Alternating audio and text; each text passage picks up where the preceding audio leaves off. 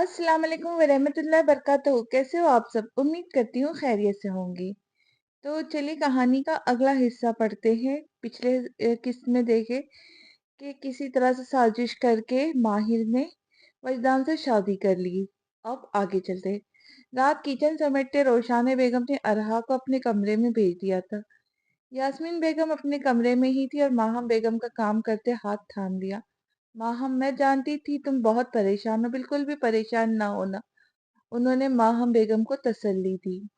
भाभी, मैं क्यों ना परेशान हूँ, मेरी बच्ची की जिंदगी बर्बाद हो गई। 5 साल से वजदान के नाम सुनती थी कि वजदान को ये पसंद, वजदान को ऐसा पसंद। मैं तो उसे वजदान की तरह ढालने लगी रहती थी कि वजदान अरहा से खुश रहा। अरहा को वो वैसे भी खुश रखता था, उसका इतना ख्याल रखता था। मगर अब मैं अरहा के सामने किस मुंह से जाऊं कि उसकी इस माँ ने, इस सौतेली माँ ने उसके लिए कैसा फैसला किया था। माहम बेगम कितने ही रोने लग गई, कहते ही रोने लग गई। तुमने बिल्कुल ठीक फैसला किया था, मगर किस्मत में नहीं था। सब मेरी बात गौर से सुनो, रोशाने बेगम ने हौसला देते हुए कहा।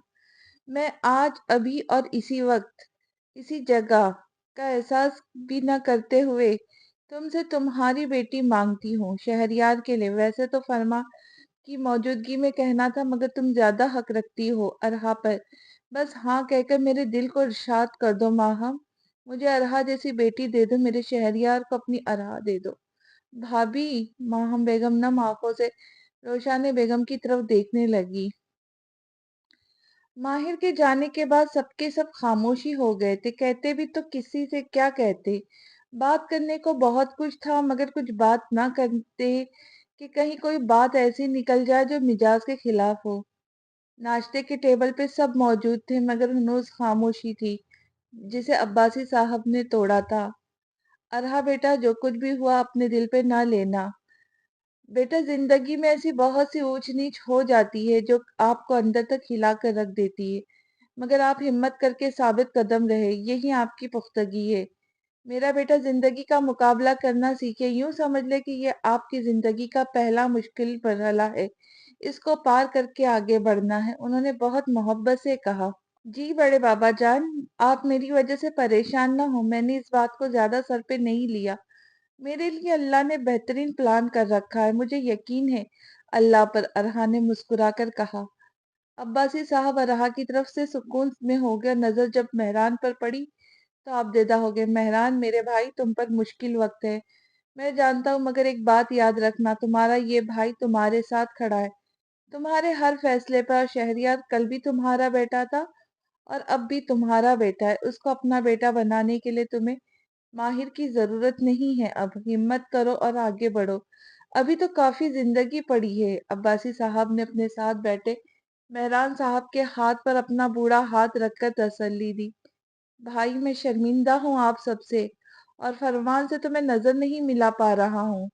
मेरे ही खून ने मेरे ही भाई की बेटी का हक मारा है, उन्होंने नीचे देखते हुए रोते हुए कहा। ऐसा कुछ नहीं है फरमान, वजदान वैसे भी अरहा के लिए बेहतर नहीं था, जो शादी से पहले किसी और पर नजर रख सकता है, वो बाद में क्या करता। अरहा ने तो लंदन में अकेले रह जाना था, और माहिर, माहिर इस मामले में तेज लड़की है, मैं उसकी तरफ से बेफिक्र हूँ। फरमान साहब ने फौरन मेहरान साहब को नॉर्मल करना चाहा। मेहरान बाबा जान, मैं अगर आपसे कहूँ कि आपकी गलती नहीं है, तो क्या आप अभी। अरहा अपनी बात मुकम्मल करती कि शहरयार को खाता लग गया। पानी पीते पीते सब उसकी जानिब मुतवज्जा हो जाते हैं। अरहा जल्दी से पानी का गिलास उसकी तरफ बढ़ाती है, जिसे थामते हुए वो अरहा को इशारा करते कि वो खामोश रहे, जिसे अरहा समझते हुए खामोश हो जाती है। अरहा बेटा, आपने आज फिर से मुझे मेहरान बाबा जान कहकर थोड़ा सा सुकून में कर दिया। मेरी बेटी अगर परेशान नहीं तो यहाँ सब ठीक हुआ ना। अब हम सब नॉर्मल हो जाते हैं। यूं समझ लो कि माहिर हमारे घर का हिस्सा ही ना थी। मेहरान साहब ने महसूस किया कि घर का माहौल बुझा बुझा सा था, और अब्बासी साहब ने ये बातें इसलिए की कि माहौल बेहतर हो सके। तो क्यों ना इससे बेहतर ही बनाया जाए, अपनी वजह से क्यों सबको परेशान करना मजीद। यास्मीन बेगम ने मेहरान साहब की तरफ देखा, उन्हें थोड़ा पुरसुकून देखते हुए हल्का सा मुस्कुरा दी, जिस पर आज जिंदगी में पहली बार मेहरान साहब भी अपनी जोजा को देखते मुस्कुरा दिए। रोशान बेगम ये मंजर देखते दिल ही दिल में नजर उतारने लगी। इस तरह घर का माहौल भी पहले की तरह ही नॉर्मल हो गया और सबने नाश्ता करते करते खूब सारी बातें भी की। रोशान बेगम ने एक बार फिर माहम बेगम की तरफ इशारा किया। उन्होंने मुस्कुराकर उन्हें इशारे में हाँ का जवाब दिया, जिसे सुनते ही उन्हें अंदर से तसल्ली हुई। माहम बेगम 12 बजे के करीब हिम्मत जमा करती अरहा के कमरे में आई। अरहा भी अभी शावर लेके निकली थी, उन्हें देखती मुस्कुरा दी। अरहा, मुझे आपसे बात करनी है। जी मामा, कहे। मुझे माफ कर दो बेटा। माहम बेगम ने अरहा के सामने हाथ जोड़ लिए। मैं बहुत बुरी हूं ना, मैंने आपके लिए आपकी पूरी जिंदगी का फैसला किया था और वो कितना गलत साबित हुआ ना। माहम बेगम बिलक बिलक कर रोने लगी। बेटा, मैं आपकी सौतेली माँ हूँ, मगर ऐसा कोई इरादा ना था। मैं तो आपसे बहुत मोहब्बत करती हूँ। कभी मेरी मोहब्बत को, मेरी उनसीयत को गलत मत समझना। अगर मुझे पता होता कि वजदान ऐसा निकलेगा तो मैं कभी आपका रिश्ता उसके साथ ना करती। मैं तो चाहती थी कि मेरी बच्ची खानदान में ही रहे, मेरे सामने, मेरे आसपास। बेशक लंदन में ही सही, मगर मुझे सुकून रहता कि मेरी बच्ची ठीक हाथों में। मगर देखो क्या हो गया। अब लोग भी कहेंगे कि सौतेली थी ना, इसलिए ऐसा किया। मेरा बच्चा, मेरा यकीन करो, मैं आपके हक में बुरी नहीं हूँ। मेरा दिल अंदर से बंद हो रहा है। और हाँ, मैं निदामत के आखिरी हिस्से में हूँ। मुझे माफ करके मुझ पर एहसान कर दो। मैं आइंदा आपके लिए कोई फैसला नहीं करूंगी। जो भी फैसला करना हो आपके बाबा करेंगे। बस अब आप मुझे माफ कर दो। उन्होंने रोते रोते अरहा से माफी मांगी। वो सच में शर्मिंदा थी। रोशान बेगम ये मंजर देखते दिल ही दिल में नजर उतारने लगी। इस तरह घर का माहौल भी पहले की तरह नॉर्मल हो गया। सबने नाश्ता करते करते खूब सारी बातें भी की। रोशान बेगम ने एक बार फिर माहम बेगम की तरफ इशारा किया। उन्होंने मुस्कुराकर उन्हें इशारे में हाँ का जवाब दिया, जिसे सुनते उन्हें अंदर तक तसल्ली हुई। माहम बेगम 12 बजे के करीब हिम्मत जमा करती अरहा के कमरे में आई। अरहा अभी अभी शावर लेकर निकली थी, उन्हें देखती मुस्कुरा दी। अरहा, मुझे आपसे बात करनी है। जी मामा, कहे। मुझे माफ कर दो बेटा। माहम बेगम ने अरहा के सामने हाथ जोड़ लिए। मैं बहुत बुरी हूं ना, मैंने आपके लिए आप आपकी जिंदगी, पूरी जिंदगी का फैसला किया था और वो कितना गलत साबित हुआ ना। माहम बेगम बिलक बिलक कर रोने लगी। बेटा, मैं आपकी सौतेली माँ हूँ, मगर मेरा ऐसा कोई इरादा ना था। मैं तो आपसे बहुत मोहब्बत करती हूँ। कभी मेरी मोहब्बत को, मेरी उनसीयत को गलत मत समझना। अगर मुझे पता होता कि वजदान ऐसा निकलेगा तो मैं कभी आपका रिश्ता उसके साथ ना करती। मैं तो चाहती थी मेरी बच्ची खानदान में ही रहे, मेरे सामने, मेरे पास। बेशक लंदन में ही सही, मगर मुझे सुकून रहता ना कि मेरी बच्ची ठीक हाथों में। मगर देखो क्या हो गया। अब लोग भी कहेंगे कि सौतेली थी ना, इसलिए ऐसा किया। मेरा बच्चा, मेरा यकीन करो, मैं आपके हक में बुरी नहीं हूँ। मेरा दिल अंदर से बंद हो रहा है अरहा। मैं निदामत के आखिरी हिस्से में हूँ। मुझे माफ करके मुझ पे एहसान कर दो। मैं आइंदा आपके लिए कोई फैसला नहीं करूंगी। जो भी फैसला करना हो आपके बाबा करेंगे। बस अब मुझे माफ कर दो। उन्होंने रोते रोते अरहा से माफी मांगी। वो सच में शर्मिंदा थी। क्या हो गया मामा, कैसी बातें कर रही है आप? आपकी कोई गलती नहीं है, आप क्यों माफी मांग रही है? और मैं कौन होती हूँ माफ करने वाली? मामा, आप मेरी सौतेली माँ नहीं, मेरी सगी है। बेशक आपने जन्म नहीं दिया, मगर मेरी परवरिश, मेरी तरबियत आपने ही की है ना। आप मुझ पर बाबा से भी ज्यादा हक रखती है, और ये बार बार खुद को सौतेली कह के मुझे तकलीफ ना दे। आपसे तो मुझे मिर्हा मामा की खुशबू आती है। आप उनकी बहन है ना। आपसे तो बहुत मजबूत रिश्ते निकलते हैं। मेरी माँ, मेरी खाला माँ, मेरी टीचर, मेरी इंस्ट्रक्टर। और क्या मैं कहूँ, सब कुछ कम पड़ जाता। आप सब और सिर्फ मेरी माँ, माँ हम माँ है बस। अरहा ने रोते हुए लाड से कहा, मेरा प्यारा बच्चा। उन्होंने उसकी पेशानी चूमी और उसे गले से लगा लिया। अरहा बेटा, आपके बाबा ने और मैंने आपके लिए एक बेहतर फैसला किया। बल्कि नहीं, फैसला आपका है, हमने बस सोचा है। बाकी आप जो चाहेंगी वही होगा।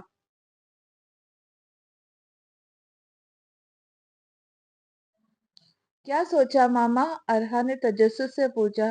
बेटा, आपकी बड़ी मामा आपको बहुत पसंद है और उन्होंने आपका रिश्ता मांगा है।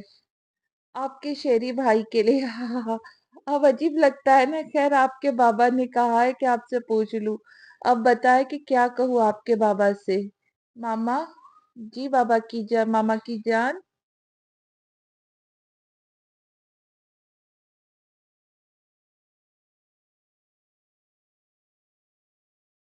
मुझे थोड़ा वक्त चाहिए सोचने के लिए, अगर आपको बुरा ना लगे तो। बुरा कैसे लगना बेटा, आपकी पूरी जिंदगी का फैसला है, जो चाहे करे। बस अपना जवाब दे देना, हाँ या ना। मेरा बच्चा, हाँ होंगी तो सब खुश होंगे।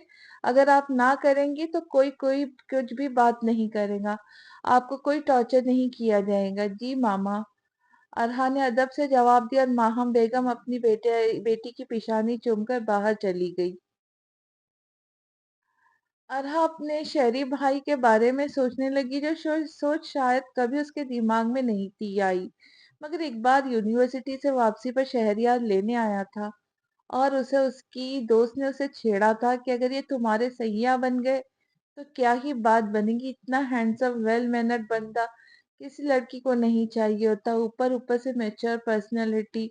इस बात पे अरहा ने एक बार सोचा तो था, मगर अपनी सोच झटक दी थी, क्योंकि तब माहिर शहरयार के नाम पर बैठी थी। ऐसे में अरहा वजदान के साथ खयानत नहीं कर सकती थी। हाँ, ये खयानत ही तो होती है जब आप किसी के साथ मंगनी करके उसे अपनी जिंदगी में शामिल करना का फैसला तो कर लेते, मगर आप किसी और से भी राब्ते में रहते, या कोई और आपके दिल में होता है। अरहा ने आईने के सामने खुद को देखा और शहरयार का तस्वुर करने लगी। अल्लाह जी, मेरे लिए क्या बेहतर है, अब तो ये अब आपका ही फैसला होगा। दोपहर का खाना खा के रात की तैयारियां करने लगे, और एक और दिन रोज की तरह गुजार कर रात के वक्त सब अपने अपने कमरों के जानिब चल दिए। अरहा ने कमरे में आके वजू किया, नमाज पढ़कर कुरान के कुछ रुकू पढ़ के अपने दिल में तमाम तर ख्यालात को पढ़ते पढ़ाई करते हुए नफिल इस्तिखारा के पढ़कर वज़ाइफ मजमुआ से इस्तिखारा की दुआ पढ़ के सो गई। अब रास्ता अल्लाह ने दिखाना था। सुबह जब अरहा की आंखें खुली तो वो हैरत में मुब्तला थी। ऐसे ही तो होता है, हर कोई जब इस्तिखारा करता है तो जागने के बाद कुछ पल लगते हैं संभलने में। वो अपने चेहरे पे दोनों हाथ रखे सोच में डूबी थी। वो हसीन सफेद रंग का फ्रॉक पहने, जिसके ऊपर हरे रंग की पत्तियों से फूल बने थे, वो पहने किसी बागीचे में भाग रही थी। उसकी तमाशा हरे हरे रंग की झाड़ियां थी जो कि मुलायम सी थी। वो इन झाड़ियों को हंसते हुए परे कर रही थी और भागती जा रही थी। कुछ आगे जाने के बाद एक सेब का दरख्त था, जिस पर हाथ रख के उसके पास नीचे 4 सेब गिरे थे।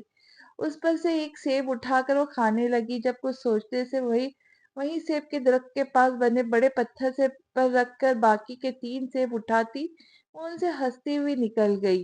ये ख्वाब था रहा फरमान कर। वो जानती थी कि इस्तिखारा में कोई हरे रंग की चीज दिखे तो ये मुसीबत फैसला होता है। अरहा कुछ पल यूं ही रही, फिर हिम्मत करती हुई उठी, फ्रेश होकर अपने मामा बाबा के कमरे की तरफ चल दी। दरवाजा नॉक किया, जवाब मिलने पे अंदर गई। फरमान साहब शीशे के सामने खड़े खुद पर इत्र लगा रहे थे, और माहम बेगम अलमारी से उनका सारा सामान निकाल रही थी।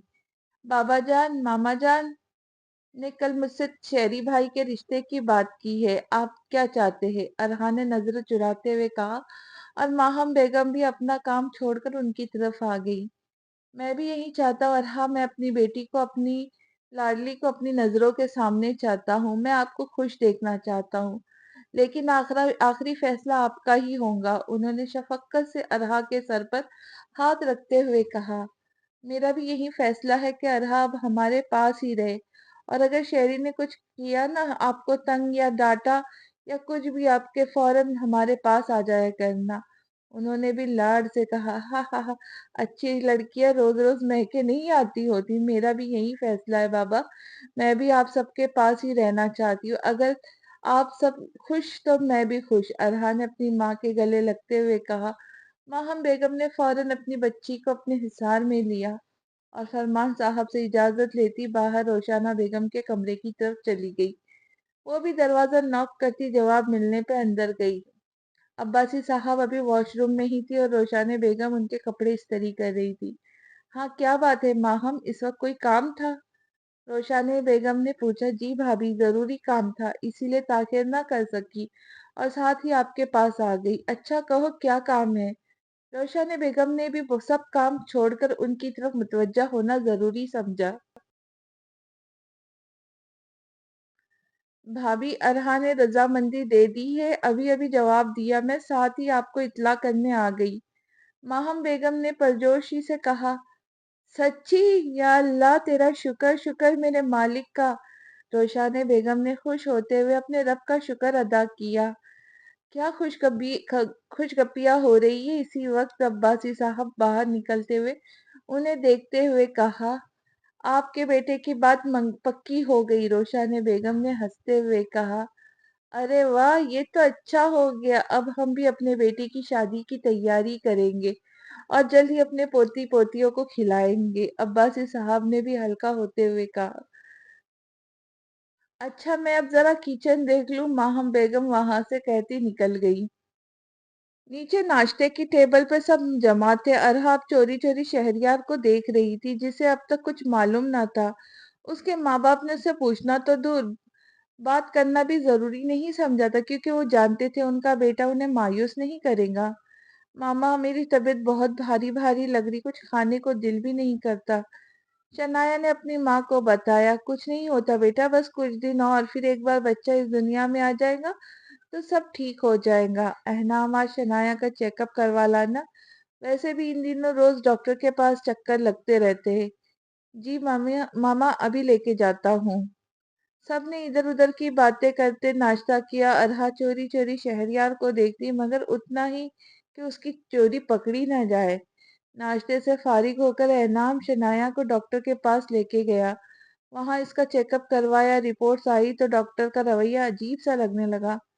کیسا فیل ہوتا ہے؟ کچھ کھانے کو دل کرتا ہے؟ اچھا پیٹ میں درد وغیرہ تو نہیں ہوتی؟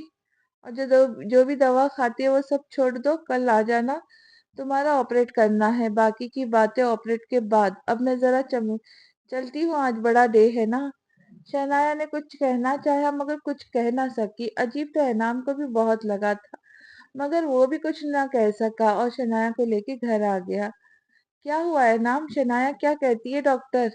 روشن بیگم نے دونوں کو گھر میں داخل ہوتے دیکھتے ان کی طرف آگے، ماما ماننا ڈاکٹر نے آپریشن کا کہا ہے، وہ بھی کل۔ ماما بہت تکلیف ہو گئی، میں کیا کروں ماما، مجھے بہت ڈر لگ رہا ہے۔ شنایا ماں کے گلے لگتی رونے لگی۔ اوہ کوئی بات نہیں بیٹا، ڈاکٹر بہتر جانتی، ہو سکتا ہے آپ کے لیے نارمل بچہ پیدا کرنا مشکل ہو، اسی لیے اس نے ایسا کہا، یا کیس میں مسئلہ ہوگا، پریشان نہ ہو، کل کی تیاری کرو، بیبی بیگ بھی تیار کر لینا، یا رکو میں بھی ابھی آتی ہوں آپ کے کمرے میں، آپ کی ہیلپ کرتی ہوں، ابھی جاؤ کمرے میں بانو سے جوس بنوا کر لاتی ہوں۔ روشن بیگم نے شنایا کو پچکارتے ہوئے بھیجا، جبکہ ان کا اپنا دل بھی پریشان ہو گیا تھا۔ شام تک روشن بیگم، یاسمین بیگم اور ماہم بیگم اور ارہا یہ سب کی سب شنایا کے کمرے میں ہی تھی۔ شنایا کو ہمت دے رہی تھی۔ شام کو جب لگا کہ اب شنایا نارمل ہے تو سب رات کے کھانے کی تیاریاں کرنے لگی۔ رات کھانے سے فارغ ہو کر سب اپنے اپنے کمروں میں چلے گئے۔ روشن بیگم اپنے کمرے میں جانے کی بجائے شہریار کے کمرے کی طرف چلی گئی۔ کیسا ہے میرا بیٹا؟ روشن بیگم نے ہلکا سا دروازہ کھٹکایا اور اندر داخل ہو گئی۔ جی ماما، بس تھکا ہوا ہوں، آج کل ایک پروجیکٹ چل رہا ہے، آپ بتائیں خیریت؟ مجھے بلا لیتی، میں آ جاتا، آپ کو تکلیف کرنے کی ضرورت نہیں، بس حکم کرے۔ شہریار لیٹا ہوا تھا، سیدھا ہو کر بیٹھ گیا۔ ہاں بیٹا، کام تھا، اسی لیے آئی ہوں، اور یہاں آ کر ہی بتانے والی بات تھی۔ میں نے ماہم سے آپ کے لیے ارحا کا ہاتھ مانگا تھا، فرمان اور ماہم کی رضامندی کے بعد آج ارحا نے بھی ہاں کر دی، اس لیے آپ کو بتانے آئی کہ آپ کے بابا اور میں نے فیصلہ کیا ہے کہ اگلے ہفتے کو نکاح کرتے اور رخصتی بھی اب ساتھ ہی، کوئی پیپرز کا رولا نہیں ڈالنا، بس گھر کی بچی ہے، گھر میں ہی ہونی ہے، اور میں اس پر کوئی ذمہ داریاں بھی نہیں ڈالوں گی جب تک پیپر نہیں ہو جاتے۔ ہاں لیکن بعد میں سب کاموں سے بری ہو جانا ہے، آخر کو اب میری بھی بہو ہوگی جو مجھے سنبھالیں گی۔ ہاں ہاں ہاں۔ روشن بیگم نے ہلکے پھلکے انداز میں شہری کو سب بتایا، جسے سن کر وہ بس مسکرا ہی سکا۔ جیسے آپ کی مرضی، آپ سب راضی تو میں کیا کر سکتا، اور سب سے بڑی بات کہ آپ اب کی بار ارحا کی بھی رائے پوچھی، آپ سب نے اچھا کیا۔ چلو اب میں چلتی ہوں، آپ کے بابا نے کہا سونا مجھے سارے دن کی رودا سنائے بغیر۔ یہ کہتے ہی وہ اٹھ کر اپنے کمرے کی طرف چل گئی۔ ہاں ہاں ہاں، مطلب اب مجھ سے مجھے صبح ناشتے کے ٹیبل پہ چھپ چھپ کر دیکھ رہی تھی۔ شہریار ہنستے ہوئے صبح کا منظر یاد کیا۔ شادی کے اگلے روز ماہر نے اپنے بیگ سے مہنگا سوٹ نکال کر پہنا، اس کے ساتھ ہم رنگ جویلری پہنی، کندھے سے نیچے آتے اسٹریٹ بالوں کو کھلا چھوڑے، اپنے ہاتھوں میں نکاح کے وقت ساس کے دیے کنگن پہنے۔ وہ مکمل تیار تھی۔ وجدان نیچے گیا تھا، کچھ کام تھا اسے۔ آ جائے ذرا جناب، مجھے دیکھ کر دنگ رہ جائے گا، لگ ہی اتنی حسین رہی ہوں۔ خود کلامی کرتی وجدان کا انتظار کرنے لگی۔ 1 گھنٹے بعد جب وجدان اندر کمرے میں داخل ہوا تو ماہر بیڈ سے اٹھ کھڑی ہوئی۔ وجدان اسے ایک نظر دیکھتا واش روم میں فریش ہونے چلا گیا۔ ماہر کو اس کی یہ حرکت ناگوار تو گزری، مگر ابھی وہ کچھ کہہ کر اپنا موڈ خراب نہیں کرنا چاہتی تھی۔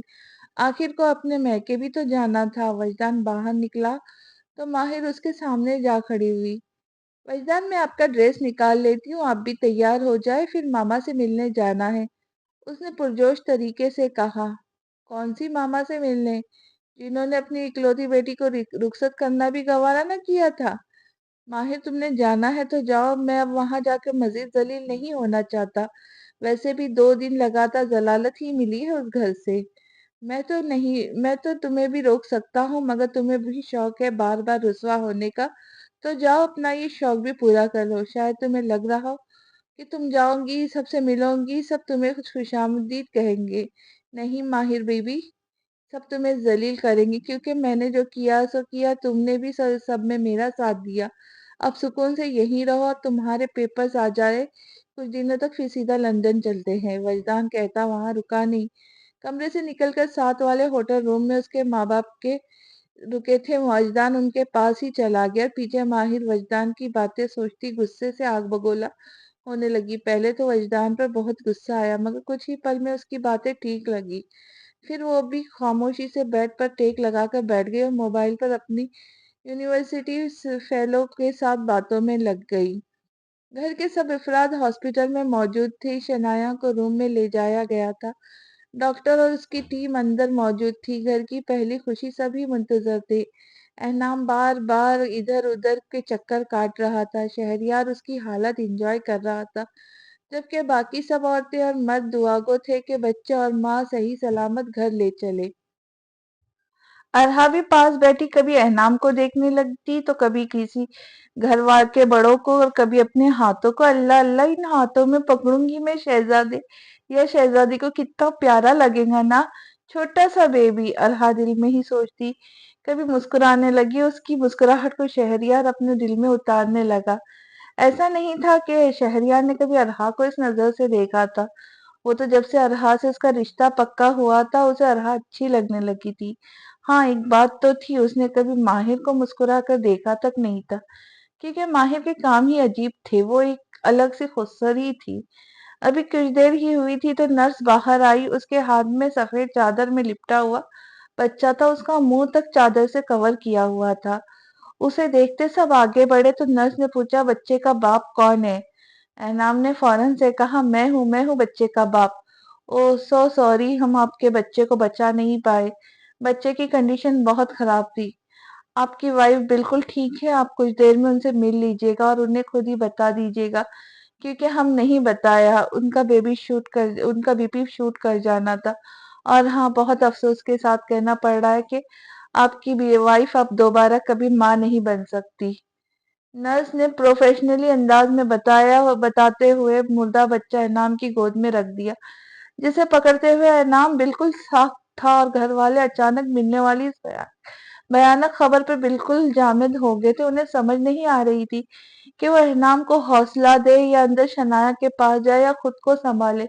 سب کتنا خوش تھے اس بچے کو لے کر، اور اچانک ابھی کوئی اپنی کیفیت سے باہر نکلتا جب شہریار کا دماغ کام کیا اور وہ بول پڑا، نرس، کیا ہوا تھا بچے کو جو اس کی کنڈیشن خراب تھی؟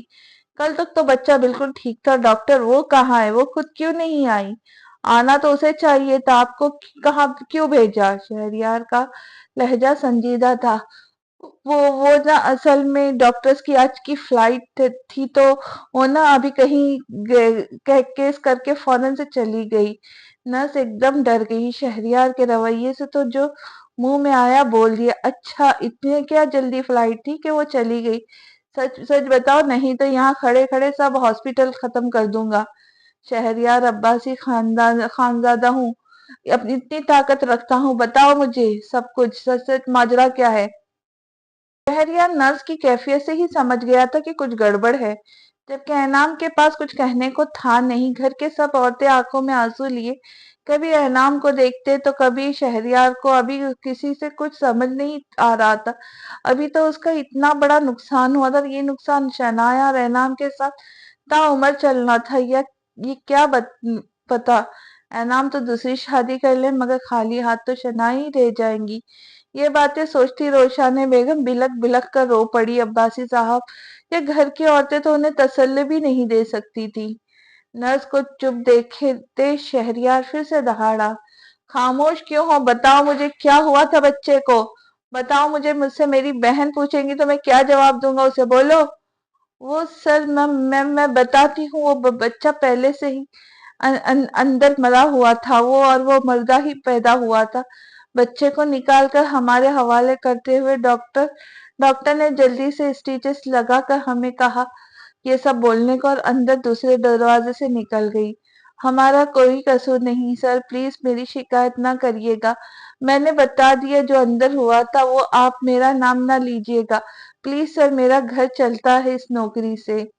نرس کی باتیں سنتے ہی سب ساخت ہو گئے، مطلب معاملہ کچھ اور تھا، مگر ابھی بات کی تہ تک جانے کا دائرہ ہی نہیں تھا، ابھی تو سب نے شنایا کو سنبھالنا تھا۔ انعام کمرے کے باہر خاموش کھڑا تھا، اس کے پاس الفاظ ہی نہیں تھے، وہ کہتا بھی تو کیا کہتا، اس کی دنیا ہی ہل گئی تھی۔ وہ بالکل خاموش ساکت کھڑا شنایا کو دیکھے جا رہا تھا، جو ہاسپٹل کے بیڈ پر تکیوں کی مدد سے بیٹھی اپنے مردہ بیٹے کو گود میں لیے روئے جا رہی تھی۔ اسے صبر نہیں تھا آ رہا۔ یا اللہ یا اللہ، یہ نہیں، میں برداشت نہیں کر سکتی، اللہ جی میرا بیٹا ابھی تو میری گود میں آیا تھا، اللہ جی میں کیسے برداشت کروں گی میرا بچہ، مجھے ممتا کی خوشی دینے والا اللہ اللہ اللہ۔ شنایا روتے روتے اللہ سے اپنے لیے صبر مانگ رہی تھی۔ بس کر دو میرا بیٹا، صبر کرو، صبر کرنے والوں کے ساتھ اللہ صبر کرنے والوں کے ساتھ ہے، میری جان ہمت کرو، ابھی تو آپ نے احنام کو بھی سنبھالنا ہے۔ روشن بیگم آنسو بہاتی ہوئی اپنی بیٹی کو حوصلہ دے رہی تھی، پاس بیٹھی ماہم بیگم بھی شنایا کے سرہانے ہی بیٹھی تھی، اس کے کندھے تھامے بہت ہمت دے رہی تھی، اور عباسی صاحب اور مہران صاحب احنام کے پاس ہی کھڑے اسے ہمت دے رہے تھے، جبکہ شہریار اور فرمان صاحب سارے ڈاکیومنٹس کلیئر کروانے گئے تھے۔ شہریار نے کمرے میں آ کر اپنی چھوٹی بہن کے سر پہ ہاتھ رکھا، بھائی میں بہت تکلیف میں ہوں، بھائی میرا بچہ۔ شنایا نے روتے ہوئے اپنا سر شہریار کے چوڑے سینے پر ٹکا دیا، بس میری جان، میں جانتا ہوں میری جان، میری جان بہت بہادر ہے، اب چلو ہمت کرو، اجازت دو، بچے کو دفنانا ہے نا، اللہ کی امانت کو اللہ کے سپرد کرنا ہے۔ بھائی، روشنا نے اپنے بھائی کی شکایتی نگاہوں سے دیکھا، بھائی کی جان کہتے ہی اس نے شنایا کے سر پہ بوسہ دیا۔ جی اجازت ہے۔ شنایا نے روتے ہوئے اپنے بچے کو اس سے دور جانے کی اجازت دی، اور ایک آخری بار ممتا کی محبت سے اپنے مردہ بچے کے ماتھے پہ بوسہ دیا۔ پھر شہریار نے آگے بڑھ کر انعام کے کندھے پہ ہاتھ رکھا اور اس کا کندھا ہلکا سا ہی دبایا۔ بچے کو دفنا دیا گیا تھا، شہریار، انعام اور سر مرد گھر آ گئے تھے۔ شنایا کو بھی کل ڈسچارج کیا جانا تھا، اور اس کے پاس روشن بیگم اور ماہم بیگم تھی۔ گھر میں ارحان نے سب سنبھال لیا تھا، شام کی چائے، رات کا کھانا۔ چائے تو سب نے پی لی تھی کیونکہ طلب تھی، مگر کھانا کسی سے کھایا ہی نہیں گیا تھا۔ یہ رات سب پر بھاری بھاری تھی۔ ایک بات تو طے تھی کہ شہریار بات کے آخر تک جانے والا تھا، چھوڑنے والا وہ نہیں تھا۔ اگلے دن شنایا کو لے آئے تھے، ہر کوئی ملنے کے لیے آ رہا تھا۔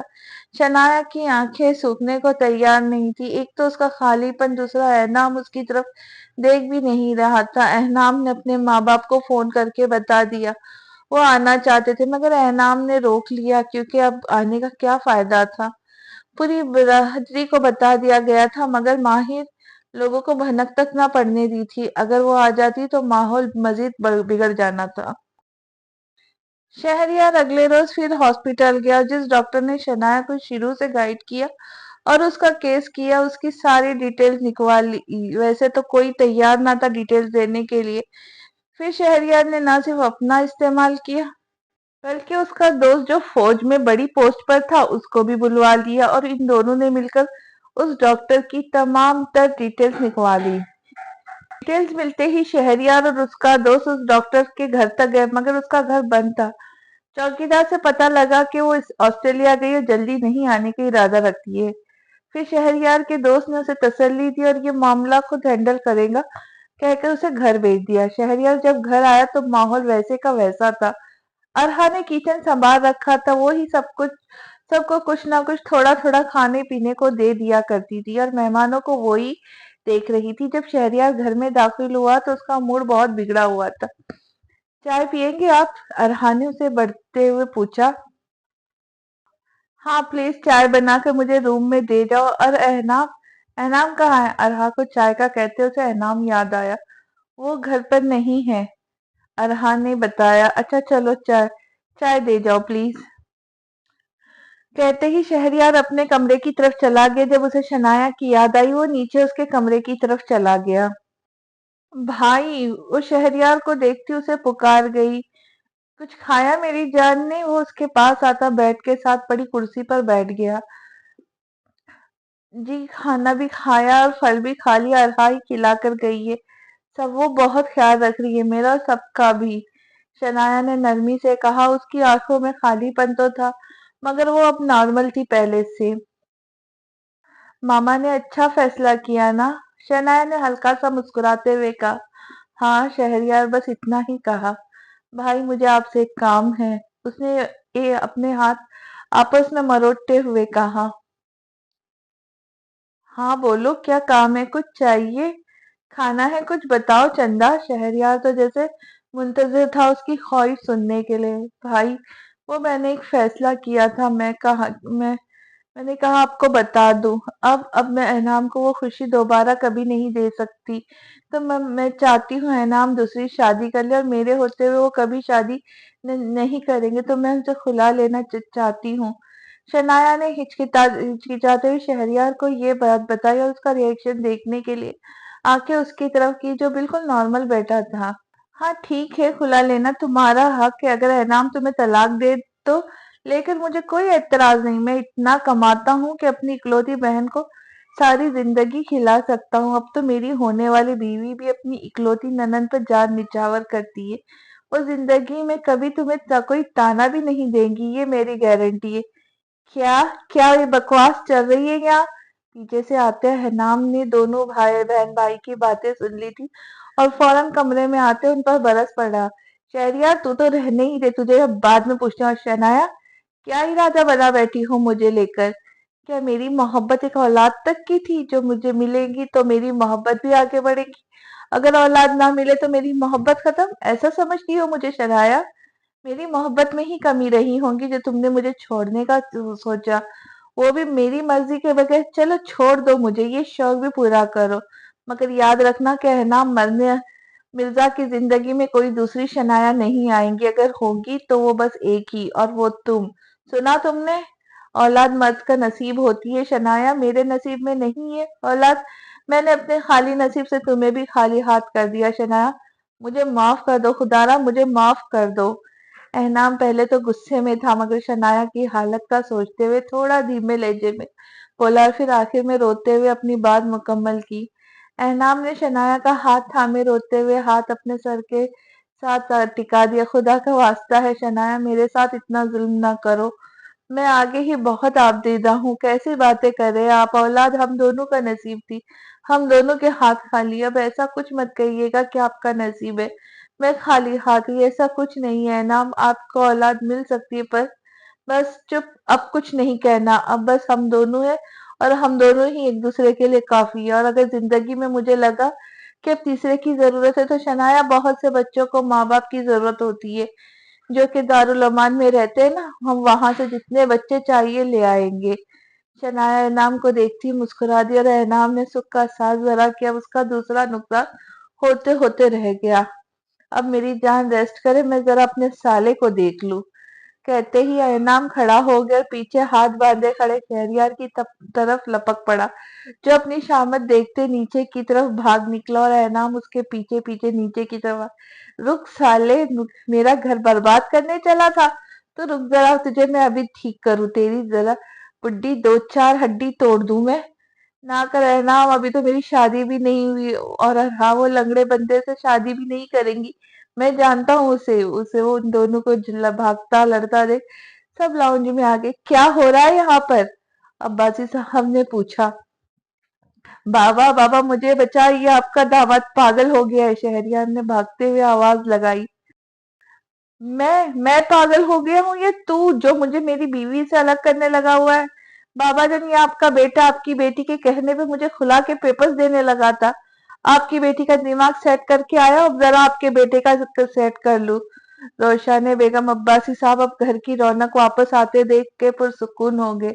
हाँ, ये सिचुएशन बहुत मुश्किल से और बहुत देर से खत्म होती है, मगर जब बच्चे सब्र कर ले तो वक्त गुजर ही जाता है। एहनाम ने शहरयार को पीछे से गर्दन से पकड़ा, बोला, बोल साले, साली जैसी मुझे तलाक दिलवानी थी, मेरी मोहब्बत मुझसे दूर करनी थी? एहनाम ने निहायत आहिस्ता आवाज से कहा कि सिर्फ शहरयार ही सुन सके। ना कर, मुझे माफ कर, मैंने तुझे शीशे से देख लिया था, इसलिए कहा ऐसा, क्योंकि मैं जानता था तू ही हैंडल कर सकता था शनाया को उस वक्त। अगर मैं उसका साथ ना देता तो वो दिल हार बैठे और मुझसे बदगुमान हो जाती। अब छोड़ दे गधे, मेरी होने वाली देख रही है, शहरयार ने आहिस्ता से कहा, जिस पर एहराम की बत्ती सी निकल आई। अरे अरे, होने वाली भाभी जी, परेशान ना हो, अब तो आप रोज इससे मुझसे पिटता हुआ देखेंगी। हर हफ्ते इस गधे को, मतलब मेरे साले को, इस तरह के डोज मिलती है। आज आपके सामने मिली, बस वैसे तो बाहर ही मिलती होती है। अरहापुरी आंखें खोले एनाम को बहुत गौर से सुन रही थी, जबकि शहरिया शर्मिंदा शर्मिंदा सा हो गया था कि अभी शादी भी नहीं हुई और ये गधा उसके पोल खोल रहा था। माहिर के पेपर्स बन के आ चुके थे, उसका वीजा प्रूव हो चुका था, ये सब वजदान के दोस्त ने करवाया था। जल्द अज जल्द 2 दिन के बाद की फ्लाइट थी इन सब की। माहिर ने फील तो किया कि वजदान का रवैया उसके साथ उखड़ा उखड़ा सा था, मगर उसने ज्यादा अपने सर पे ये बात न सवार की। अब जाहिर सी बात है, उसकी पसंद की मंगनी हुई टूटी थी। वक्त तो लगेगा ना जख्म भरने में। वजदान में अपने घर जाना चाहती हूँ कुछ वक्त के लिए, सबसे मिलना है मुझे, माहिर ने बजिद होते हुए कहा, जिस पर चाय पीते वजदान ने उसकी तरफ गुस्से से देखा, मगर माहिर ने उसका गुस्सा इग्नोर किया। हाँ तो जाओ, मिलकर तुम्हारा बनता भी है मिलना। हाँ, मगर फिर भी इज्जत अफजाई हुई तो मुझे ना कहना कुछ भी। क्या मतलब जाओ? तुम भी साथ चल रहे हो अजनान, अब तुम उस घर के दामाद हो, तुम्हारा जाना बनता है, माहिर ने इतराते हुए कहा। नहीं, मैं नहीं जा रहा, तुम जाओ। और हाँ, मेरे माँ बाप नहीं जाएंगे, उसने दो टूक अंदाज में कहा। अच्छा ठीक है, लेने तो आ सकते हो ना, प्लीज प्लीज मना ना करना, माहिर ने बहुत प्यार से कहा, जिस पर वजदान एक नजर उसे देखता सोचने लगा, फिर जज्बात में सर हिला गया। Oh thank you Wajdan, I love you so much, मैं अभी जाकर तैयार होती हूँ। माहिर उसको गले लगाती वार्डरोब से कपड़े लेती तैयार होने चली गई, जबकि वजदान चाय पीते सोचने लगा, क्या वाकई अरहा तुम ऐसी ही हो जैसा माहिर ने बताया, या मैंने जल्दबाजी में कदम उठा लिया? ये बात मुझे वहां जाकर देखनी पड़ेगी कि मैंने फैसला ठीक किया या नहीं। माहिर घंटे बाद तैयार होकर आई तो वजदान उसे छोड़ने निकल गया, साथ बाहर गेट पर ही छोड़कर वजदान वैसे ही चला गया। उसे सुबह कॉल आई थी। मामा माहिर ने अंदर दाखिल होते ही यास्मीन बेगम को देखा, जो कि मुलाजिमा से लाउंज की सेटिंग चेंज करवा रही थी। क्या करने आई हो यहाँ? मसला क्या है तुम्हारे साथ? यास्मीन हीर को देखती बरस पड़ी। कुद्दुसिया कुर्सियां निकालो इस बदबख्त को हमारे घर से। दफा हो जाओ माहिर, तुम जहां भी जाओ बस दफा हो जाओ मेरी नजरों से। यास्मीन बेगम गुस्से की इंतहा पे थी। माहिर एकदम अपनी माँ को गुस्से में देखती डर सी गई। कब कोई इसकी माँ ने कभी गुस्सा किया था? वो तो मेहरान साहब से दबके रहने वाली औरत थी, और एकदम गुस्से से। मामा मेरी बात तो सुने। रुक जाओ लड़की, पीछे से रोशाने बेगम माहम बेगम के साथ आती हुई बोली। क्या करने आई हो यहाँ? देखने आई हो क्या हम सब ठीक है? بدनाम होने के नहीं ब- के बाद नहीं अपनी ही बहन के मंगेतर से शादी करके कौन सी इज्जत कमा ली। बेहतर है मेहरान के आने से पहले निकल जाओ यहाँ से। आगे ही बहुत मुश्किल से दोबारा सर उठाने के काबिल हुआ है तुम्हारा बाप। अल्लाह अल्लाह करके ऑफिस पे ये टॉपिक बंद हुआ, तुम फिर आ गई यहाँ से। बस बहुत हो गया, मैं और नहीं सुन सकती। आप औरतें तो हद करती है। और आप बड़ी मामा जानबूझ के मेरी माँ के कान भर रही है ना, ताकि मैं यहाँ से चली जाऊं और कभी वापस ना आऊं। और मेरा हिस्सा बाकी दोनों में बांट दिया जाए तो आपकी भूल है। मैं यहाँ तब तक आऊंगी जब तक मेरा हक है यहाँ पे, और मुझे बर्दाश्त करना ही होगा आप सबको। कहते साथ ही माहिर ऊपर अपने कमरे में चली गई। अब उसे जैसे तैसे करते उसे अपना वक्त यहाँ गुजारना था। अगर वापस जाती तो वजदान के सामने उसकी क्या इज्जत रहती। वो जानती थी कि वजदान के सामने कोई कुछ कहता भी नहीं था। वो इस घर का दामाद था। वो माहिर सुबह की अपने कमरे में ही थी। अब्बासी हाउस में किसी ने भी उसकी तरफ ध्यान नहीं दिया था। सब अपने अपने कामों में मसरूफ थे। दोपहर को खाने की मेज पर भी उसे बुलाना जरूरी न समझा था। ना ही उसके लिए खाने का एहतमाम किया था, ना ही उसके खाने कमरे में खाना भेजा था। उसका दाना पानी खत्म कर दिया गया था। अब्बासी हाउस से माहिर पहले तो गुस्से में रही, फिर जब भूख की शिद्दत बढ़ी तो मुलाजिमा से खाना मंगा लिया, मगर बाहर ना गई। शाम के वक्त जब उसे लगा कि वजदान आने लगा है तो अपना मेकअप फ्रेश होके करके नीचे आ गई। नीचे लाउंज में सब मौजूद थे। यास्मीन बेगम कुछ कहने लगी थी जब माहिर बोल उठी, प्लीज मामा, मैं अभी किसी का बयान सुनने के मूड में नहीं हूँ। मेरा शौहर आने लगा है, उसके सामने कोई तमाशा नहीं बर्दाश्त करूंगी। और हाँ, मैं सोच रहा था आप सबको इत्तला दे दूं कि मैं परसों की फ्लाइट से अपने शौहर के साथ लंदन जा रही हूँ, इसलिए आई थी सबसे मिलने। खैर किसी ने मुझसे मिलना ही नहीं, सो व्हाट, मुझे परवाह नहीं। और हाँ अरहा, जाओ वजदान के लिए खाने का एहतमाम करो। वो कुछ तुम्हारा भी लगता है। अरहा को ऑर्डर देती वो सामने सोफे पे आ बैठी। रोहा ने कुछ नहीं करना, ना ही इस घर के कोई मुलाजिम करेंगी। तुम्हें इतना अपने शौहर के खाने की परवाह है तो खुद जाकर बना के, हमने अपना खाना बना लिया हुआ है। अब की बार रोशान बेगम ने कड़क कर कहा, और इस घर में एक रोशान बेगम और अब्बासी साहब से ही डरती थी माहिर, इसलिए खामोश हो गई। ठीक है, कुछ अच्छा ही बना होगा ना, दिल ही दिल में सोचती वजदान का इंतजार करने लगी। इंतजार ज्यादा ना करना पड़ा। सामने से वजदान अंदर आता हुआ दिखाई दिया। अस्सलाम वालेकुम। वजदान ने सबको सलाम किया, मगर जवाब देना किसी ने गवारा ना समझा। यार ये पता नहीं मेरे कान में चू चू क्यों हो रही है, एनाम ने शहरियार से कहते हुए अपने कान को हल्का सा खुजाया। अंदाज साफ बेइज्जती वाला था, जिस पर रेहान ने अपने मुंह पर हाथ रख लिया, क्योंकि उसे एनाम की इस हरकत पे हंसी बहुत आई थी। कुछ नहीं यार, बस बाहर का दरवाजा खुला पड़ा है तो कोई कीड़ा आ गया होगा। शहरयार ने भी लुक मार दिया। वजदान अपनी साफ बेइज्जती पर पेचताब खाने लगा, मगर अब कुछ कर नहीं सकता था, क्योंकि इस घर से अपना ओहदा उसने खुद अपने हाथों से खराब किया था। घर की एक बच्ची से मंसूब रहते हुए उससे बहुत प्रोटोकॉल मिलता था, जबकि दूसरी का हाथ थामकर उसकी इंसल्ट होती और सब खामोश रहते। अरहा, जाओ जाकर खाना लगाओ, मेरा शौहर आया है थका हुआ। तुम्हें पता है ना अपनी बीवी को लंदन लेकर जाने के लिए कितना खजल ख्वार होना होता है। माहिर ने जानबूझकर वजदान के लिए शौहर और अपने लिए बीवी का लफ्ज इस्तेमाल किया, ताकि अरहा जले उससे, मगर मुकाबिल अरहा फरमान थी, जिसने दुआएं में मांग मांग कर वजदान जैसे बंदे से अपनी जान छुड़ाई थी। जाओ बेटा, जाकर खाने का इंतजाम करो और वही मेज पर रखना जो पका हुआ है, क्योंकि वजदान तो घर का बच्चा ही है ना। माहम बेगम ने भी अपना किरदार अदा किया। अरहा ने मुलाजिमा के साथ मिलकर 15 मिनट तक खाना लगाया और सबको बुलाने आ गई। सब बारी बारी करके डाइनिंग हॉल तक आ गए। अरहा भी जाती जब वजदान ने उसका हाथ पकड़ लिया। अरहा ने डरते हुए वजदान की तरफ देखा। मेरा हाथ छोड़े वजदान भाई, अरहा ने डरते हुए कहा कि कोई देख ना ले। व्हाट भाई, वजदान ने शॉक्ड होते हुए पूछा।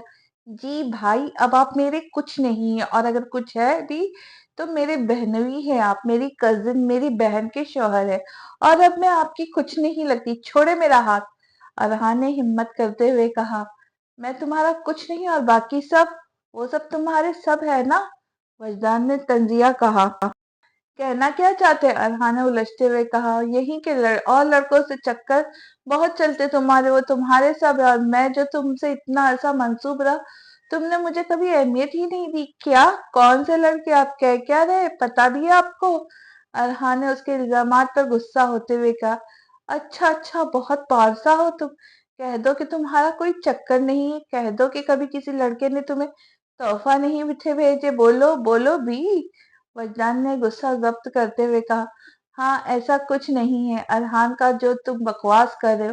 میں نہیں جانتا کہ تمہارے دماغ میں کیا کیا خناس بھر رکھا ہوا ہے تمہارے دماغ میں، مگر اب سب کا کوئی فائدہ نہیں کیونکہ تم اب اپنا پتہ کٹا چکے ہو. بہتر ہے کھانا کھاؤ اور نکلو. پیچھے سے آتے شہریار نے وجدان کا ہاتھ پکڑ کر جھٹکا اور یہ سب کہہ کے وجدان کو شرمندہ کرنا چاہا، مگر ایسا نہ ہو. وہ اور بھڑک اٹھا. ہاں ہاں تم تو کہو گے کیونکہ تمہیں بھی تو پھنساتی رہی تھی یہ. اپنی آواز بند کر لو وجدان، نہیں تو یہیں گاڑ دوں گا تمہیں. تم نہایت ہی گھٹیا ذہنیت کے مالک ہو. کھانا کھاؤ اور دفع ہو جاؤ، آئندہ کبھی شکل نہ دکھانا. شہریار نے وجدان سے بھی اونچی آواز میں کہتے ارہا کا ہاتھ پکڑا اور کھانے کی میز تک چلا گیا. پیچھے وجدان اپنا غصہ کنٹرول کرنے لگا اور وہ بھی پیچھے پیچھے آ گیا. شہریار کی باتوں نے، اس کے ریئیکشن نے وجدان کے کچے دماغ پر ماہر کی باتوں کی پکی مہر ثبت کر دی. جب وجدان کھانے کی میز پر آ کے بیٹھا تو اپنے سامنے کالی توریوں کا سالن پڑا ہو دیکھ کر برا سا منہ بنایا اور ماہر کو دیکھنے لگا کہ یہ کھلانے کے لیے آنے کا فورس کیا تھا، جبکہ ماہر پہلے سے ہی غصے سے بڑی بھری پڑی تھی. اسے صبح والا غصہ اور ابھی کا کھانا دیکھتے بہت غصہ. اسے سمجھ نہیں آ رہی تھی کہ کسی کو کیا کہے. یہاں اب کہنے سننے کا کوئی فائدہ نہیں تھا. وہ کرسی گھسیٹ کر اٹھی اور اسی قدر غصے میں تھی کہ کرسی پیچھے گر گئی. وجدان کا ہاتھ پکڑ کر اسے بھی اپنے ساتھ اٹھا لے اور کسی کو کچھ کہے بنا یہاں سے نکل گئے. کسی نے بھی ان دونوں کا اس طرح جانا نوٹس ہی نہیں کیا. یا کہنا پر بہتر ہے کہ کسی نے ان سب کا پیچھے بیٹھنے پر بھی دھیان نہ دیا تھا اور آپس میں ہی باتوں میں لگے رہے. ان کے جانے کے بعد بھی سب کھانے میں ہی لگے رہے. واہ بہت خوب ماہر، یہ پروٹوکول مل رہا ہے مجھے تم سے شادی کرنے پر. یہ میرے منہ پہ پڑنے والی ٹھنڈی چپرے ہے جو مجھے بہت زور کی محسوس ہو رہی ہے. یہی شادی اگر میں عزت کے ساتھ ارحا کے ساتھ کر لیتا تو کم از کم ان سب میں ذلیل تو نہ ہوتا. وجدان کا غصہ کم ہونے کا نام ہی نہیں تھا لے رہا تھا بلکہ مزید بڑھ رہا تھا. تم تو چپ ہی رہو وجدان، اس کا کچھ کہا نہیں، اب بولے جا رہے ہو. میں نے کچھ کہا نہیں نا. تمہیں کیا معلوم مجھے کتنا کچھ سننے ملا. مجھے کیا کہا گیا؟ تم نے اپنی زندگی برباد کر دی ایک ایسے شخص کے پیچھے جو اپنی پہلی منگیتر کے آگے پیچھے گھومتا تھا اور آگے بھی گھومتا رہے گا. اور ماہم مامکے نے کہا کہ وجدان تو ارحا کا دیوانہ ہے، دیکھنا کچھ عرصے تک تمہیں چھوڑ دے گا اور ارحا کے پاس بھاگتا ہوا آ جائے گا. تمہیں میں کیا بتاؤں وجدان. ارحا آج مجھ پہ ہنس رہی تھی، کہتی ہے ماہر تم نے بہت گھاٹے کا سودا کیا اور میرا بہت مذاق بنایا کہ جسے میں نے کبھی منہ نہ لگایا تم نے اسے ہی گلے لگایا. تم نہیں جانتے وجدان میری کتنی تذلیل ہوئی. ماہر نے روتے ہوئے وجدان کو سب خود سے بنا کر باتیں بنائی. ماہوم تم اب میری بات کھول کر سن لو ماہر. اب تم میری بیوی ہو، اس گھر سے اب تمہارا کچھ لینا دینا نہیں. بہت کر لی اپنی مانی، دیکھ لیا ہر بار وہاں سب تمہیں انسلٹ کرتے اور اس کے تو جیسے پر نکل آئے. دیکھنا ایک دن اس کا راز کھلے گا اور سب پچھتائیں گے تمہیں ٹھکرا کر. اور وہ شہریار بس دعا کرنا اب مجھے نظر نہ آئے، نہیں تو میں اس کی جان ہی لے لوں گا. وجدان کا غصہ کسی صورت کم نہیں ہو پایا. اچھا نا بس کرو، چل اب جا کر پیکنگ بھی کرنی ہے. اب ہم اپنی زندگی کی نئی شروعات کریں گے جہاں نہ ارحا ہوں گی، نہ ہی شہریار، نہ ہی یہ لوگ جو ہمیں کچھ سمجھتے ہی نہیں. چلو مجھے بھوک بھی لگی ہے، ایسا کرتے ہوٹل سے کھانا کھا لیتے. وہ دونوں اپنی اپنی منزل کی جانب نکل گئے، یہ جانے بغیر کہ آگے قدرت نے کیا سوچ رکھا ہے. شنایا آپ ہی کھانا کھا لے، آپ کے لیے بڑی ماما نے گوشت بنوایا ہے یخنی والا. ارحا نے کمرے میں آتے ہوئے کہا جہاں شہریار پہلے سے موجود تھا. ہاں ہاں آؤ، مجھے بھی بھوک لگ رہی تھی. شنایا نے پیار سے کہا جب ارحا کو دیکھتے شہریار موبائل استعمال کرنے لگے. جی آپ ہی بس میں لانے ہی لگی تھی. تو بڑی ماما نے کہا آپ نے پھل کھایا، ابھی تو ٹھہر کر دینا ہے کھانا. ارحا نے وضاحت دی. نہیں کوئی بات نہیں، آؤ بیٹھو. شنایا نے پیار سے کہا. جی ارحا نے ہچکچاتے ہوئے کہا کیونکہ وہاں شہریار بھی تھا. پہلے کی بات اور تھی اور اب کی بات اور ہے. جی کا کیا مطلب ہے؟ پہلے کبھی شنایا کے پاس آتی تو دھیرے دھرلے سے بیٹھی تھی. تب بھی میں ہوتا تھا جی کا کیا مطلب ہوا، اب کی بار شہریار سے بولا تھا، اب اسے غصہ ہی تو آیا تھا۔ پہلے کبھی ارہا اس سے دور نہیں تھی بھاگتی، اس سے باتیں کرتی تھی، اسے آئس کریم کھانے کی ضد کرتی تھی، اب تو جہاں کہیں شہریار دکھ جاتا وہاں سے بھاگ جاتی تھی۔ میرا یہ مطلب تو نہیں تھا، آپ غلط سمجھ رہے تھے۔ ارہا نے نیچے دیکھتے ہوئے کہا، میں وہی سمجھ رہا ہوں جو مجھے نظر آ رہا رہا۔ ہاں، یہاں ہماری بات پکی ہوئی ہے، تم نے اپنی مرضی سے ہاں کیا ہے نا، یا چھوٹے بابا یا چھوٹی ماما نے فورس کیا تمہیں؟ شہریار کو ایسا لگا تو پوچھ بیٹھا، نہیں ایسا نہیں، یہ میں نے خود اپنی مرضی سے کہا ہے۔ ارہا نے جلدی سے کہا، تو پھر ایسے مجھ سے کیوں بھاگ رہی ہو؟ میں تمہیں کھا تو نہیں جاؤں گا، اس نے تنزیہ کہا۔ ارہا تم جاؤ، ابھی مجھے بھائی سے بات کرنی ہے۔ شنایا نے اسے بھیجنا ہی ٹھیک سمجھا۔ ارحا کے جانے کے بعد اب شنایا شہریار کی طرف متوجہ ہوئی۔ بھائی یہ سب کیا تھا؟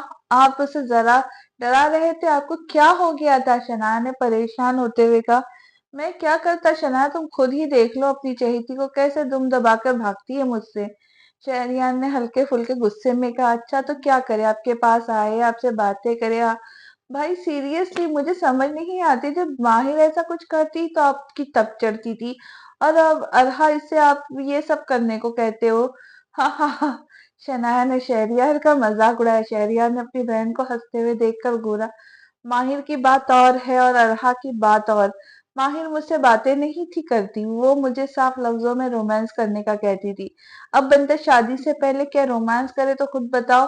اگر انعام تمہیں یہ سب شادی سے پہلے کرنے کو کہتا تو کیا تم اس سے شادی کرتی؟ میں ارہا سے رومانس کا نہیں کہہ رہا، میں کوئی رومانٹک بات کرنے کا تو کہتا، ایٹ لیسٹ بات تو کرے جیسے پہلے کرتی تھی۔ شہریار نے ٹھنڈی آہ بھرتے ہوئے کہا، اللہ اللہ، کیا سچ میں ماہر آپ سے یہ سب کہتی تھی؟ تب تو آپ نے کسی سے کچھ نہیں کہا تھا۔ شنایا کو جھٹکا لگا شہریار کی بات سن کر۔ تب وہ میرے سے منسوب تھی، میری عزت بننے جا رہی تھی، اور میں ہر کسی کو یہ باتیں بتا کر اپنی عزت خراب نہیں تھا کرنا چاہتا۔ شہریار نے ماتھا مسلتے ہوئے کہا، مجھے بہت دکھ ہوا ماہر کے بارے میں یہ بات سن کر، اور بسات ہی خوشی بھی کہ آپ کی جان چھوٹ گئی اس لو کلاس لڑکی سے۔ اب آپ پریشان نہ ہو، اب آپ بس ماما پاپا سے بات کریں، اگلے ہی مہینے نکاح کریں اور رخصتی بھی کر کے ہمیشہ ہمیشہ کے لیے ارہا کو اپنے پاس رکھ لے، تب تو ارہا آپ سے بھاگیں گی بھی نہیں۔ ہاں ہاں، کہہ تو ٹھیک رہی ہو، مگر میں کیسے اپنی بہن کو تکلیف میں دیکھ کر خوشیاں منا سکتا ہوں؟ شہریار نے نیچے دیکھتے ہوئے کہا، بھائی سوگ تو بس 3 دن کا ہوتا، ہم نے ویسے بھی یہ سوگ ہفتہ منایا ہے۔ اب میں اس ڈرامہ سے نکلنا چاہتی ہوں، میں آپ کی خوشی دیکھتے خوش ہونا چاہتی ہوں۔ ہو سکتا ہے تب مجھے میرے خالی پن کا احساس کم ہو جائے، نہیں تو میں یہاں بیٹھی بیٹھی سب کی موجودگی میں بھی خالی ہی رہتی ہوں۔ میری چندہ اللہ بہتر کرے گا، آپ پریشان نہ ہونا، میرا دوست گیا ہے اس ڈاکٹر کے پیچھے پیچھے، بس 1-2 دن تک کچھ معاملات مل ہی جائیں گے۔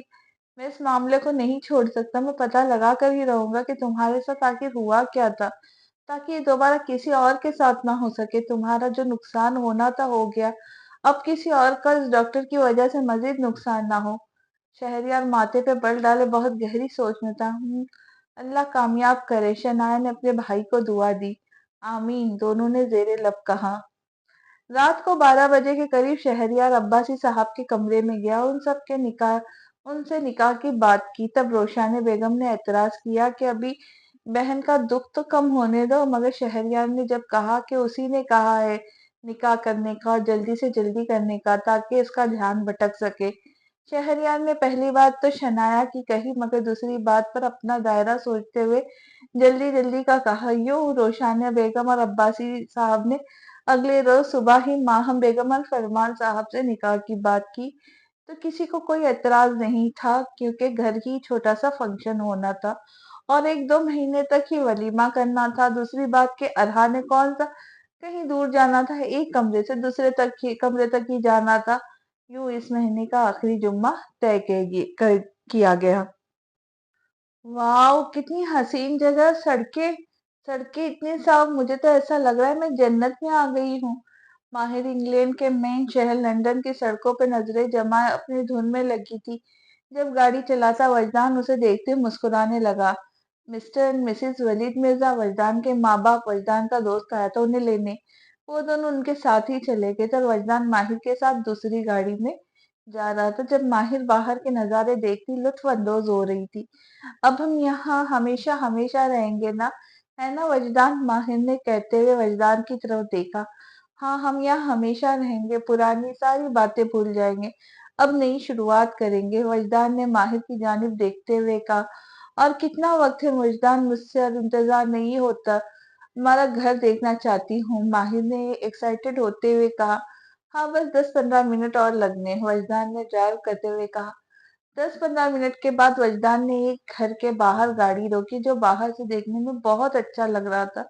लकड़ी का बना हुआ ये कोई पाकिस्तानी 3 या 4 मरल्ले का घर था, जिसके वो पोर्शन की और छत तो था ही नहीं। उस घर के बाहर छोटा सा लॉन था, जिसको गवर्नमेंट का रूल था कि हर घर के बाहर लॉन लाजमी है। इस छोटे से लॉन को अबूर करके 3-4 कदम के बाद ही घर का मेन दरवाजा था। वजदान के माँ बाप आ चुके थे और वो अंदर सामान रखवा चुके थे, और वजदान गाड़ी से निकलकर माहिर की तरफ आते उसका हाथ थामे उसे मेन दरवाजे तक लेकर आया। घंटी बजाई, जिसे वजदान की माँ ने खोला और मुस्कुराकर अंदर की जानिब अपने कमरे में चली गई। रहीमन बेगम बूढ़ी हो गई थी, उनकी शुगर ने उन्हें अंदर से खा लिया था, इसलिए पाकिस्तान से लंदन का तक का सफर तय करती थक गई थी। अब थोड़ी देर आराम करने चली गई, जबकि वली साहब पहले से ही अंदर थे। माहिर को तो पहले घर देखते बहुत गुस्सा आया कि कहाँ कनालों पे बने अब्बासी हाउस में रहने वाली, अब कहाँ इस 4 मरले के घर में रहेंगी। और तो और रहीमन बेगम और वली साहब ने उस नई नवीली दुल्हन का इस्तेकबाल ना किया। वो वजदान की तरफ देखने लगी जो अपने ध्यान में अंदर सामान रखवा रहा था। उसने कोई बात ही नहीं की थी। वजदान, ये किसका घर है? माहिर ने मुस्कुराते हुए पूछा। हमारा घर है ये, वजदान ने भी मुस्कुराते हुए कहा, जिसमें माहिर को कुछ गलत होने का एहसास हुआ। थोड़ा छोटा नहीं है? माहिर ने धीमे लहजे में पूछा। हाँ, है तो छोटा ही, अब 4 लोगों के लिए कई कुनालों पे बना घर तो नहीं ना ले सकते। इतना अच्छा है, छोटा है तो सफाई करने में संभालने में आसानी होती है। वजदान ने सिलसिली सी बात करता अंदर की तरफ बढ़ गया, जिनकी माँ जबकि माहिर वजदान की बातों के जेरे असर थी। संभालना और सफाई करना? माहिर कुछ भी उल्टी सीधी सोचकर नजरअंदाज करती वजदान के पीछे पीछे ऊपर के पोर्शन की तरफ बढ़ गई, जहां गिनकर 2 कमरे थे, एक वजदान के माँ बाप का, दूसरा वजदान का, जो कि अब माहिर का भी था। पहला कमरा तो अंदर से लॉक था, जबकि दूसरे कमरे का दरवाजा खोलता वजदान अंदर की तरफ बढ़ गया। कमरा छोटा सा था मगर निहायत नफीस था। कमरे में एक दरमियाने साइज का बेड था और उसके साथ कोई साइड टेबल भी न था। बेड के सामने ही एक छोटे साइज का टेबल था, उसके ऊपर एक लैंप पड़ा हुआ था जिस पर अक्सर वजदान अपने असाइनमेंट बनाता था। अब ऑफिस का काम करता था। जरा फासले पर खिड़की थी, उसके नीचे एक टेबल पर गुलदान पड़ा था। दीवार पर एक अलमारी बनी थी जिसके कमरे की मुनासिबत से छोटी ही थी। ये हमारा कमरा है, वजदान ने माहिर की तरफ देखते मुस्कुराते हुए कहा, और उसे वहीं छोड़कर अटैच वॉशरूम में फ्रेश होने चला गया। ये ये कमरा है, इससे तो बड़ा मेरा कमरे का वॉशरूम था, माहिर खुद से ही बोलती गुस्से से बगैर कमरे को दूसरी नजर डाले बेड पर बैठ गई, अपने दोनों हाथ माथे पे टिका दिए। ये मैं कहाँ आ गई? नहीं नहीं, परेशान मत हो मीर, मैं घर छोटा है तो क्या हुआ? अभी तुम लंदन आई हो, एकदम नहीं सब मिल जाता। अभी तो यहाँ का रूल है बेटा, शादी के बाद अलग होता है। तो मैं वजदान से कहकर इस 3 डब्बे से बड़ा घर लूंगी, और वजदान देख, तो अभी मुझे मेरा हक महर भी तो देना है। मैं इससे ढेर सारी शॉपिंग भी करूंगी, खुद को तसल्ली देती हूँ। वजदान के बाहर आने का इंतजार करने लगी ताकि वो खुद भी जाकर फ्रेश हो जाए, अभी से भूख बहुत लगी थी। नीचे बस एक बड़ा सा लाउंज था, साथ ओपन किचन था। लाउंज में एक डाइनिंग टेबल और एक छोटा सा सोफा सेट था, और सामने एक मिडल साइज का एक ईडी एलईडी था। वली साहब और रहमान बेगम ने उनका इंतजार भी ना किया और खाना खाने लग गए। जब तक वो दोनों टेबल पे आए तब तक रहीमन बेगम और वली साहब खाना तकरीबन खा चुके थे। माहिर को कुछ बहुत अजीब लगा, क्योंकि अब्बासी हाउस में जब तक घर के सारे फर्द आ ना जाए तब तक खाना भी शुरू नहीं किया जाता था। बस सुबह का नाश्ता जो आता कर लेता शुरू, क्योंकि सबकी रूटीन अलग अलग थी। माहिर को अंदर ही अंदर एहसास हुआ कि आजादी के चक्कर में वो अपना नुकसान कर बैठी है। कब से स्टार्ट कर रहे हो अपनी जॉब? वली साहब ने पूछा। जी बस सुबह से ही, वजदान ने जवाब दिया। व्हाट? तुम जॉब करते हो वजदान? माहिर को झटका सा लगा।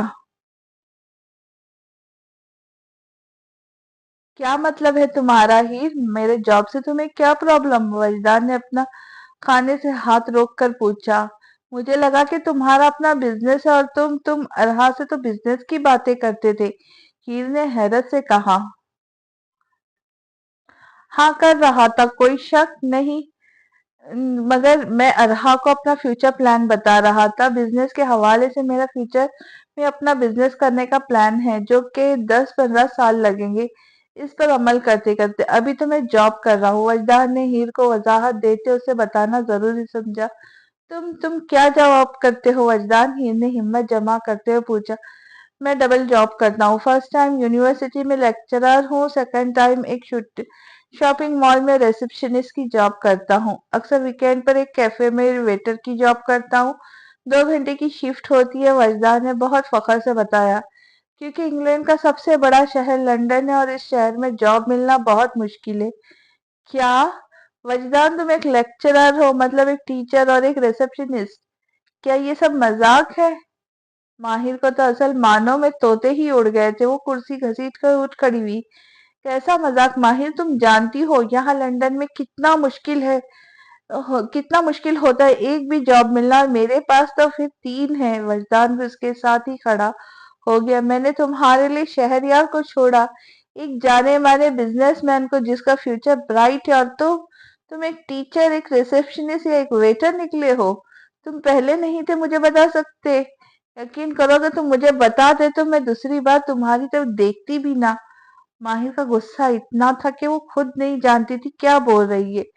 तुम्हें तुम्हें शुक्र करना चाहिए, मुझ जैसा चार्मिंग आदमी ने तुम्हें चुना। और क्या ये वेटर वेटर ने टीचर की रट लगा रखी है? ये तुम्हारा पाकिस्तान नहीं है, इंग्लैंड है। यहाँ बहुत वैल्यू है इन सब जॉब की। यहाँ एक वेटर को भी कोई छोटा नहीं माना जाता। वजदान ने गुस्से में कहा। हाँ हाँ, क्यों नहीं, कल जाना, जाके जमादार की भी जॉब कर लेना। यहाँ उनकी भी इज्जत होगी। माहिर ने तंजिया कहा। माहिर, तुम इस काबिल ही नहीं थी कि तुम्हें यहाँ लंदन लेकर आता। नहीं तो तुम्हें तो वहीं सड़ना चाहिए था जहाँ तुम्हारी कोई इज्जत नहीं थी। वजदान ने भी उसके तंज का जवाब तंज से दिया था। तुम दोनों अपनी अपनी बकवास बंद कर लो अब, वली साहब ने गुस्से से कहा। माहिर, हम नहीं जानते कि तुम दोनों में ऐसी क्या बातें हुई जो वजदान ने अरहा की जगह तुम्हें चुना। क्योंकि अरहा सब जानती थी वजदान के बारे में। अगर तुम नहीं भी जानती थी तो अब कोई फर्क नहीं पड़ता, क्योंकि सब तुम वजदान की बीवी हो, और अब तुम्हें और इस बात पर गुजारा करना पड़ेगा। और वजदान, तुम भी अब तहम्मुल से काम लो, क्योंकि ये जल्दबाजी का फैसला भी तुम्हारा ही था। हम इस वक्त खामोश रहे तो अब भी तुम दोनों ये ना समझना कि हम चुप रहेंगे।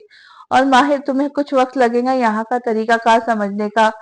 ले लो जितना वक्त चाहे, मगर समझ जरूर जाना, क्योंकि तुम अरहा नहीं हो जिसे हमें कुछ समझने आने के वक्त ना देना पड़ता। वो खुद ही एडजस्ट कर लेती। वलीद साहब ने पहले तो गुस्से में कहा, फिर समझाने वाले अंदाज में, और आखिर में अरहा का तंज मानना ना भूले। अरहा का नाम सुनते ही माल खाना छोड़कर ऊपर चली गई। वैसे भी वजदान का जॉब्स का सुनने के बाद उसकी भूख मर गई थी। मैं देखता हूँ आप दोनों मजीद परेशान न हो, वजदान उन्हें कहता ऊपर चला गया। माहिर कमरे में जाती बेड पर बैठ गई, क्योंकि के टहलने की तो जगह ही न थी। माहिर का गुस्सा कम होने का नाम नहीं ले रहा था। नहीं ही नहीं, तुमसे इतनी बड़ी गलती कैसे हो सकती है? इस बंदे के साथ कैसे तुम्हारा गुजारा होना है? तुम इतनी समझदार बनती थी, वजदान को काबू तो कर लिया, मगर उसकी इनकम के बारे में कभी पूछा तक नहीं। इससे लाख गुना अच्छा तो वो शेरी था। अब उससे भी लड़ाई मोल ली हुई है। मगर नहीं, मैं उसे भी हैंडल कर लूंगी, मगर पहले इससे निपट लूं। माहिर खुद से ही बातें करती अपने आप को कोसने लगी। हीर हीर, ये क्या तरीका था? तुम्हें खाना छोड़कर नहीं आना चाहिए था। वजदान ने आराम से बात की, क्योंकि वो मामला सुलझाना चाहता था। मुझे मेरा हक मेहर दो, माहिर ने उसे देखते सपाट लहजे में कहा। दे दूंगा, मगर अभी नहीं, कुछ अरसे तक। वजदान ने उसे नजरें चुराते हुए कहा। क्या मतलब इस बात का वजदान? माहिर ने गुस्से से देखने लगी। क्या मतलब हो सकता है? सीधी सी बात है कि नहीं है मेरे पास अभी। जैसे जैसे सैलरी मिलेगी, घर का रेंट और मंथली खर्चा निकाल के तुम्हें तुम्हारा मेहर क्लियर कर दूंगा। वजदान ने वजाहत दी। क्या? यानी कि अब ये घर भी तुम्हारा अपना नहीं है? हीर को एक और झटका लगा। तुम्हारा दिमाग ठीक है? मैं कोई मिलियनर हूँ? नहीं हूँ जो यहाँ प्रॉपर्टी बनाता फिरूं। ये इंग्लैंड का सबसे बड़ा और महंगा तरीन शहर है। यहाँ अपना घर बनाने के लिए सदियां बीत जाती है। वो तो ये गवर्नमेंट ने रेंट पर घर के लिए स्कीम लगाई थी। फकरा अंदाजी में बाबा का नाम आया तो हमें एक घर मिल गया, नहीं तो एक बिल्डिंग में अपार्टमेंट में रहते थे। वजदान ने माहिर के सर पर एक और धमाका फोड़ा। हाय सच्ची बताओ, मुझे ये धमाका लिखने में बहुत मजा आया। माहिर मेहरान उप्स, माहिर वजदान मिर्जा का तो मोए मोए हो गया। मुझे इस घर से कोई सरोकार नहीं वजदान, मुझे मेरा हक महज चाहिए, अभी के अभी। हीर ने चीखते हुए कहा, नहीं दे सकता, तुम्हें समझ नहीं आ रही। वजदान ने भी चिल्लाते हुए कहा, अच्छा मुझे समझाना समझना चाहिए। वहां पाकिस्तान में होटल में रहते हुए तुम्हें अपना हक लेना याद था। अपने हुकूक तुमने पूरे कर लिए, मेरे हुकूक का क्या? मुझे कहाँ का खड़ा किया वो इस 3 डब्बे जितने घर में। माहिर ने सर पकड़ते हुए कहा, मेरी बात सुनो माहिर, वक्त लगेगा, तुम्हें सेट हो जाओगी। फजलान ने उसका बाजू पकड़ के उसे संभालना चाहा। ओ, अब मुझे अब सेट भी होना ही यहाँ। फैजान, तुम्हारे साथ मेरी जिंदगी सिर्फ मुश्किल ही गुजरेंगी। तुम्हारे वो सो कॉल्ड अरहा ही बेहतर है, वही रह सकती है इस डब्बे नुमा घर में। मैं नहीं। नखरा अलग घर लो, वो यहाँ मेरा दम घुट जाना। वजदान माहिर ने वजदान से चिल्लाते हुए कहा। वजदान माहिर को कुछ पुल देखता रहा, फिर कमरे से निकल गया और कुछ ही देर में घर से भी निकल गया। माहिर वजदान को जाते देखकर इस कमरे में तोड़ फोड़ करने की गर्ज से चीजें ढूंढने लगी। उफ, यहाँ तो कोई तोड़ने के लिए चीजें भी नहीं पड़ी सिवाय उस गुलदान के। उसकी तरफ पड़ी, मगर वो तो नीचे पड़े टेबल के साथ जुड़ा हुआ था, टेबल भी भारी था। माहिर को कुछ ना मिला तोड़ने को तो चिल्लाने लगी। यहाँ सा वहां साथ वाले कमरे में वली साहब और रहीमन बेगम तक ये सारी आवाजें जा रही थी, मगर वो खामोश थे। इनके इकलौती बेटे की जिद थी इस आफत से शादी करना, अब निभाए भी वही। किसमें हम देखेंगे कि अरहा और शहरयार की निकाह और इन लोगों के साथ क्या होता है, इन सब से का मुलायजा करेंगे। तब तक के लिए इजाजत दीजिए। खुश रहे, खुशियां बांटे और दुआओं में याद रखे। मिलती हूँ नए एपिसोड के साथ। अल्लाह हाफिज।